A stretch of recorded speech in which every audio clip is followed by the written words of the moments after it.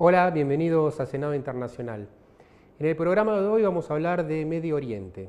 Nuestro invitado es justamente un especialista en Medio Oriente. Se trata del doctor Paulo Botta, licenciado en Relaciones Internacionales y doctor en Ciencia Política por la Universidad Complutense de Madrid, especialista en Medio Oriente, Cáucaso y Eurasia. Es docente de la Universidad de El Salvador, de la Universidad Nacional de La Plata y del Instituto del Servicio Exterior de la Nación.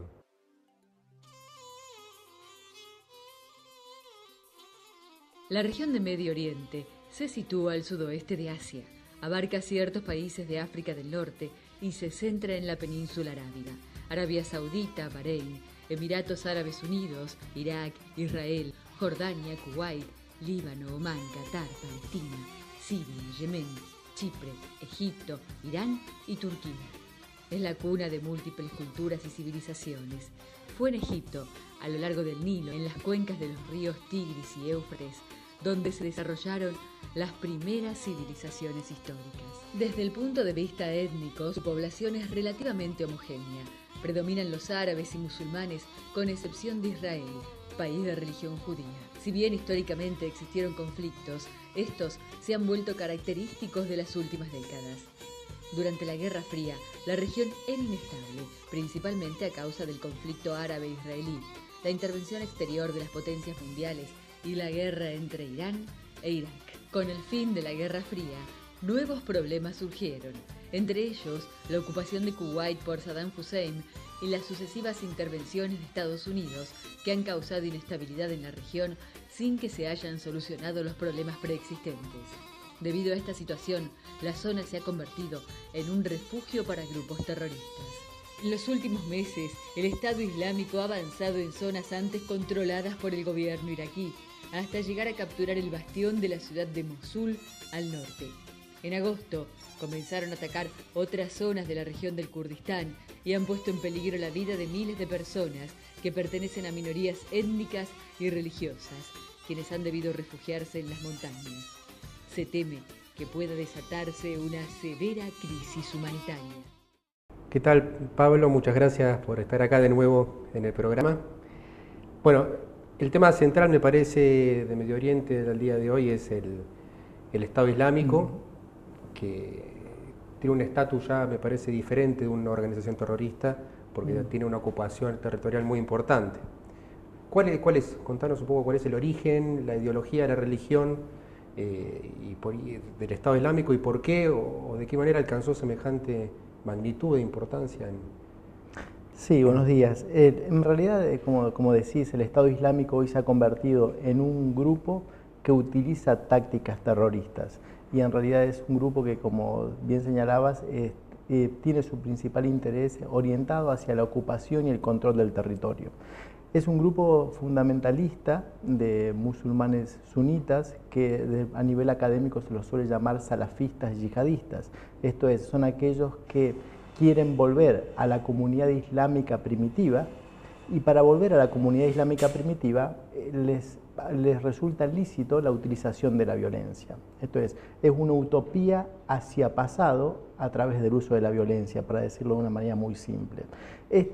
No es algo nuevo, ha existido este tipo de ideologías de los últimos por lo menos 100 años y en las últimas décadas tal vez el grupo más característico ha sido Al-Qaeda. Osama Bin Laden y Al-Qaeda eran una parte de un grupo que ocupaba y hacía suya esta ideología. Tal vez lo novedoso del Estado Islámico, la institución que hoy se llama Estado Islámico, es, en primer lugar, que apuntan, como yo bien decía recién, hacia la ocupación del territorio y, en segundo lugar, que han sabido aprovechar la situación que se ha planteado tanto en Siria como en Irak. Dos estados que cada uno de ellos tiene su particularidad, problema de seguridad interno, pero que, como lógica consecuencia de esos problemas de seguridad, el Estado se ha debilitado. Y como se ha debilitado, han podido estos grupos hacer pie y controlar un terreno que antes, o a nivel normal, debían controlar las autoridades estatales. Entonces tenemos un grupo salafista yihadista que tiene la misma ideología de Al-Qaeda, pero con algunas diferenciaciones cada vez más importantes, y que ha podido crecer en los últimos meses básicamente debido a los problemas internos que tiene Siria e Irak. Y tal vez lo más interesante, sobre todo a partir del mes de junio, cuando han declarado la existencia de un nuevo califato, es que han logrado unificar territorios de Siria y de Irak que hoy en día estarían bajo el poder de este nuevo, incluso lo podríamos denominar casi protoestado, aunque en realidad no tiene las características de tales porque no es reconocido por ningún estado a nivel internacional, no tiene una legitimidad clara, entonces en realidad lo llamamos protoestado por una cuestión más de facilidad. Pero esas son las características centrales de lo que hoy en día denominamos el Estado Islámico. Según la prensa internacional y la local también, hay muchas historias de occidentales, chicos y chicas muy jóvenes que como dice la prensa, se radicalizan y van a Medio Oriente y se suman a esta causa del Estado Islámico. ¿Eso es cierto? Lamentablemente es cierto. Hoy, si bien no tenemos informaciones muy claras acerca de lo que está sucediendo, pero sí podemos saber por la colaboración entre las distintas agencias de seguridad y algunos periodistas que han logrado, a riesgo de su propia vida, ¿no? Darnos informaciones fehacientes de lo que está sucediendo en los territorios controlados por el Estado Islámico. Sí, todos coinciden en que hay una enorme cantidad de extranjeros combatiendo en las filas del Estado Islámico. Y eso tiene básicamente una causa muy clara, es que la ideología panislamista, salafista, yihadista que preconiza el Estado Islámico, precisamente hace hincapié centralmente en la religión, no en la nacionalidad. Con lo cual, lo que ellos pretenden, dicen, mire, los estados, incluso los de Medio Oriente, no tienen una legitimidad histórica porque son frutos del colonialismo occidental. Y por otra parte, los musulmanes que han nacido en países europeos dicen sí, pero su principal criterio de identidad no tiene que ser la ciudadanía o la nacionalidad que han adquirido o que tienen de nacimiento, sino que es mucho más importante su religión. Entonces ellos incluso propugnan y fomentan, obviamente, la llegada de combatientes occidentales con pasaporte occidental, algunos de familias de origen musulmán, otros no de familia de origen musulmán, eso también hay que decirlo, que ingresan en estos procesos de radicalización. Y ahí es muy importante lo que ha hecho primero Al-Qaeda y ahora de manera mucho más perfeccionada el Estado Islámico, que es la utilización de las nuevas tecnologías comunicacionales, de las redes sociales para captar a gente. Por eso no solamente hacen actos que por nosotros podemos denominar casi deleznables desde el punto de vista moral, sino que son los principales interesados en que eso se sepa. Entonces vemos cómo pueden decapitar a una persona y a la vez grabar un video y ponerlo en YouTube, o darlo a conocer a través de listas de correo y de páginas de Facebook, ¿sí? Cuáles son los pasos tendientes hasta llegar a combatir en sus filas. Y eso es tal vez una cuestión muy interesante, porque es una ideología totalmente antioccidental, pero que usa las herramientas de la modernidad. ¿Y cuál es la situación actual de la ofensiva militar de los Estados Unidos y aliados, que ya tiene alrededor de 2 meses, ¿no es cierto? Sí, poco más de 2 meses. En realidad la ofensiva militar es una salida que no va a ser la que traiga la solución al problema, porque lo que estamos hablando es de que el Estado Islámico no es un problema estrictamente militar y que por lo tanto no se puede resolver con medios estrictamente militares. Lo que tenemos es una sociedad escindida, una falta de una estructura organizativa que nosotros denominamos Estado, que no ha existido por años en cada uno de estos estados debido a sus conflictos internos a los que hacíamos referencia antes, y que luego esta situación ha generado este fenómeno que se denomina Estado Islámico, donde utiliza los medios violentos para avanzar, pero obviamente si solamente le ponemos de frente fuerzas militares no vamos a solucionar el problema, porque el problema nació como algo social antes que un problema estrictamente militar. Lo que sí ha hecho la comunidad internacional, incluso muchos países árabes, por ejemplo Arabia Saudita, Jordania, pero siempre se habla generalmente de los países occidentales, ¿no? Estados Unidos, Inglaterra, pero también quiero dejar claro que también países árabes han participado. Y lo que están realizando son operaciones tratando de quebrar cuáles son las redes logísticas a través de las cuales estos combatientes están atacando cada vez más cerca, ¿sí? Ciudades como, o están intentando ciudades como Bagdad o algunas zonas más pobladas de Siria. Recuerden que simplemente el Estado Islámico en junio tomó la segunda ciudad más importante de Irak, Mosul. Y entonces no estamos hablando solamente de una ocupación territorial de un lugar totalmente alejado o despoblado. Estamos hablando de que tomaron la segunda ciudad, ¿no? Es como, imagínense, pensando aquí en Argentina, que un grupo tome la ciudad de Córdoba y que avance hacia Buenos Aires, ¿no? Para tener una idea de lo que está viviendo Irak, que es muy, muy grave. Entonces, lo que está haciendo hoy en la ofensiva militar se basa centralmente en ataques aéreos. Primero porque son más fáciles y luego también hay que decirlo porque desde el punto de vista político, internamente, para los estados que participan, son menos costosos. Porque pensemos simplemente en Estados Unidos, el hecho de que el presidente Obama ha enfatizado muchísimas veces que el gran objetivo de su política era retirar las tropas de Irak, y ahora no sería muy bueno llevar tropas de nuevo. Entonces, lo que hace Occidente básicamente es ayudar desde el punto de vista logístico y desde el punto de vista militar a las fuerzas de los países Siria e Irak que están llevando adelante la ofensiva. Entonces no es una ofensiva occidental. Los países occidentales lo que hacen es ayudar a las Fuerzas Armadas.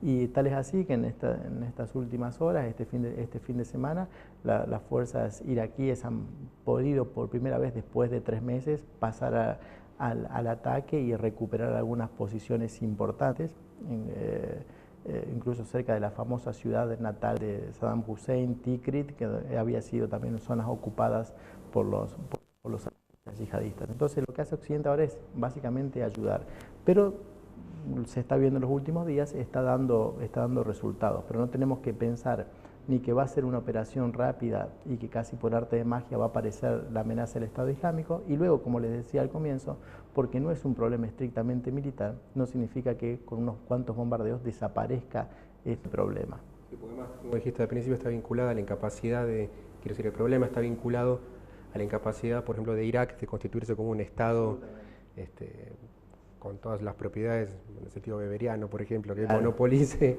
el uso de la fuerza y el control del territorio. Exactamente. Y en el caso de Siria también la situación es complejísima porque se conjuga la situación del Estado Islámico con la propia guerra civil que tiene Siria hace 2-3 años. ¿Cómo se conjuga todo esto? En el caso de Siria exactamente es la misma situación. En el caso de Irak, fruto de la falta mejor dicho, de los errores internos de los políticos iraquíes que no han logrado conformar un Estado fuerte.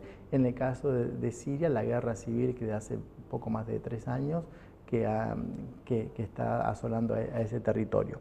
En el caso de Siria también hay un elemento extra, que es Siria históricamente fue un Estado muy poco homogéneo en términos étnicos y en términos religiosos. Entonces lo que había en Siria era la aceptación de un Estado central y luego lo que existían eran muchas comunidades distintas, ¿no? Y que todas aceptaban, algunas más y otras menos, el Estado sirio. Cuando ese Estado comienza a desaparecer, cada una de estas comunidades son libradas a su propia suerte. Algunas han tenido un poquito más de suerte, por ejemplo el caso de las comunidades kurdas, que rápidamente conformaron unidades de autodefensa, esto que se conoce como los Peshmerga, que son las que vemos hoy en estas últimas semanas en las noticias, que son las que están combatiendo, ¿no? Pero digamos la respuesta de una comunidad ante la inexistencia de nuevo del Estado. Y lo que tenemos en Siria, que tal vez es interesante que lo mencionemos, es que hay 2 guerras a la vez. Tenemos una guerra de los distintos grupos que están peleando en contra de las autoridades centrales sirias, en contra de lo que podríamos denominar el gobierno de Bashar al-Assad, y por otro lado, una guerra entre los distintos de estos grupos insurgentes entre sí, para ver qué Estado van a establecer una vez que se derrote al-Assad. Entonces, lo que hay son 2 guerras donde se da la paradoja que algunos grupos son aliados en un conflicto y están enfrentados en otro, otros y viceversa, ¿no? Otros que en un conflicto son contrarios y en otros son aliados. Y última pregunta antes de ir al corte, mencionaste la población kurda, me parece que es muy importante el rol de los kurdos. Pero contanos un poco, bueno, quiénes son los kurdos, qué es el Kurdistán, digamos, qué región, qué región es el Kurdistán. Bien. Los kurdos son el principal grupo nacional sin un Estado en Medio Oriente. Son alrededor de 30 millones de personas. Ellos son, desde el punto de vista religioso, son musulmanes sunitas y desde el punto de vista lingüístico son indoeuropeos. Su lengua es la más cercana al farsi, la lengua de Irán, ¿no? Entonces, en primer lugar, luego están separados, o mejor dicho, viven en distintos estados. Si uno se fija en el mapa, el Kurdistán sería ese territorio que está entre zonas del norte de Irak, de Siria, de Irán y el este de Turquía. Esa es la zona del Kurdistán. A fines de la Primera Guerra Mundial hubo un proyecto para darles un estado propio a los kurdos que luego no se plasmó. Entonces hoy los kurdos están divididos en cada uno de esos estados. Y al parecer lo que estamos viendo hoy en día, mientras se han debilitado el estado de Irak y el estado de Siria, ha sido un renacimiento de la idea de que los kurdos deben tener un estado, o si por lo menos no tener un estado nacional, sí tener un alto nivel de autonomía, como es el que se ha establecido en Irak en la última década, ¿no? Y creo que eso es lo que están buscando en otros estados en los cuales hay poblaciones kurdas. Pero también hay que decir que no existe un Kurdistán unificado. Hay distintos grupos con distintas ideologías, distintas tendencias, incluso ha habido guerras civiles entre ellos, ¿no? Pero sí que es un grupo en el cual hay que tener muy en cuenta en el futuro, porque además ellos están asentados en los territorios, por ejemplo, de Irak, que son los más ricos en petróleo. Entonces, también, digamos, eso hace que sea muy importante porque es un grupo que de establecerse en un estado autónomo como son ahora o incluso independiente, serían viables desde el punto de vista económico, porque tendrían los propios recursos para hacer que su estado sea viable. Bueno, ahora hacemos un breve corte y enseguida volvemos.